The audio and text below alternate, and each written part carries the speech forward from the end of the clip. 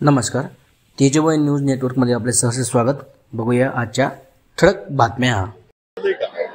मी सकारात्मक म्हणतोय जे म्हणून आणि त्यांनाही कळालंय। तुम्ही ज्यांचं नाव घेतलं ओबीसीचे नेते, आणि ओबीसी समजत नाही त्यांना ते जातीचे नेते आहेत, त्यांना कळालंय म्हणून तो कोर्टापर्यंत गेले। तर मराठ्यांच्या विरोधात रान उठवलंय ना त्यांनी। मराठ्यांना शत्रू समजलेला आहे, मराठ्यांचा खूप द्वेष करता येते, म्हणून त्यांना तो जे रद्द करायचा ना। आम्ही एवढं सोपं आहे, जे आर नसतो रद्द होऊन देत आम्ही कोणा टप्पर आहे, तुम्ही जे आरला हात लावा म्हणा सरकारमध्ये, मग सांगतो।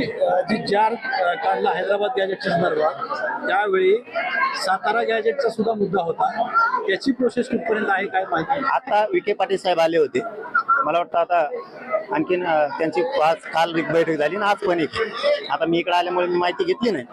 सातारा संस्थांचा अहवाल बनवणं चालू आहे, मी नाही सोडतो।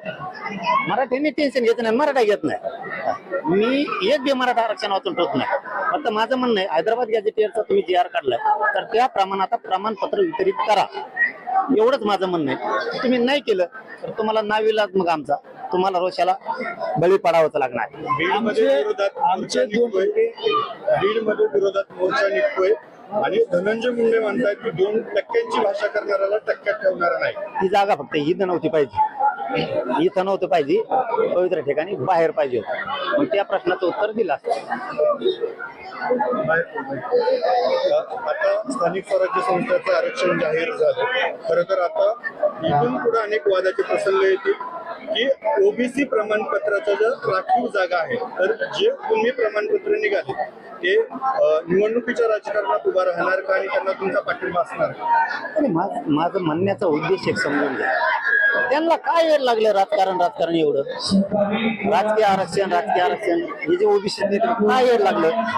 ओबीसीचे लेकरं मोठे व्हायचे हा उद्देश ठेवला पाहिजे, गरीब मराठ्यांचे लेकरं मोठे झाले पण हा उद्देश ठेवला पाहिजे।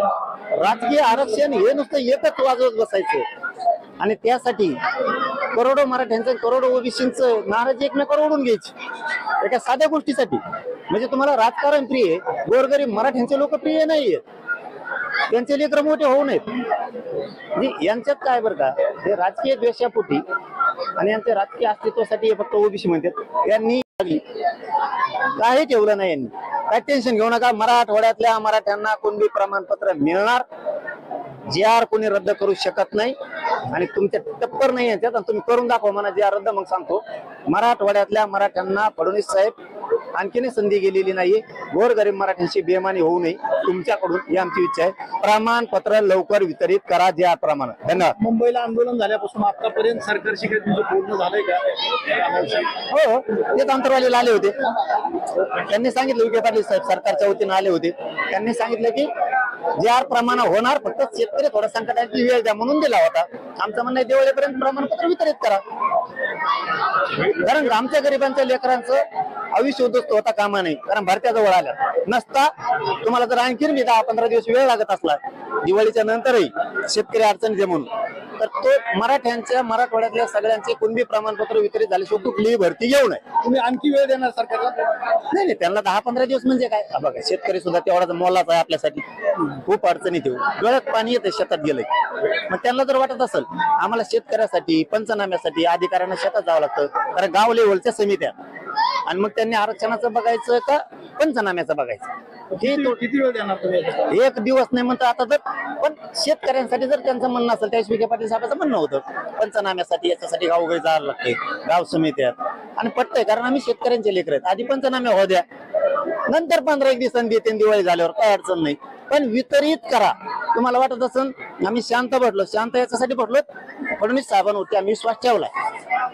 फडणवीस साहेब आता गोरगरीब मराठ्यांची बेमानी करणार नाहीत हा विश्वास ठेवलाय त्यांनी। जे आर प्रमाण कुणबी प्रमाणपत्र तातडीनं वितरित करायचे, वाटप करायचे आदेश द्यावेत ही आमची भूमिका आहे। समान असलेले आडनाव आहेत, आमच्या कुळातल्या अनेक आडनाव वेगवेगळे आहेत आमच्या कुळात, पण आमचा व्यवसाय मात्र एक, त्याच्यामुळे त्याच्याकडे या प्रमाणपत्राच्या आणि प्रतिज्ञापत्राच्या आधारावरती नोंदणी नसलेल्या मराठ्यांना कुणबी प्रमाणपत्र वाटप करावेत या नुसार आमची इच्छा आहे। कारण मराठवाड्यातला सगळा मराठा हैदराबादच्या गॅजेटियरच्या आधारानुसार सगळा कुणबी